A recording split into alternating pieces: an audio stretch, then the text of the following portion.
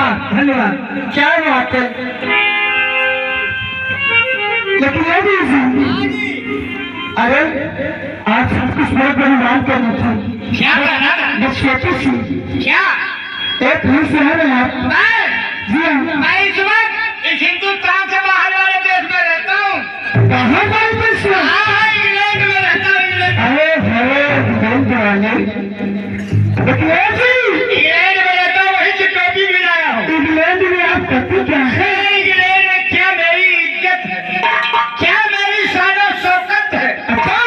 यहाँ तक कि अच्छे आदमी, पढ़े लिखे अधिकारी, IAS PCS मेरे पीछे बैठते हैं और मैं आगे बैठ के वोट मारता हूँ। अच्छा, इसका मतलब बड़ा बहुत काम करते हैं। मेरा बड़ा बहुत सम्मान है। लेकिन आप काम क्या करते हैं? वहाँ इंग्लैंड में? हाँ। अरे 10 तारीख इंग्लैंड में बहुत अच्छा काम करता हूँ। अरे कौन सा? बस वही रिक्शा चलाता हूँ। रिक्शा चलाते हैं? मनुष्य से बहुत बड़ा काम करता है।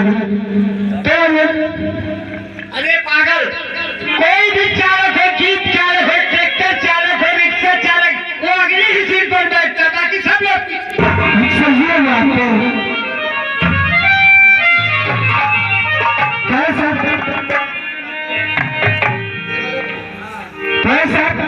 बदलाव की कोई भूल हो जाए उसके बाद समझिए कि जब भी आती है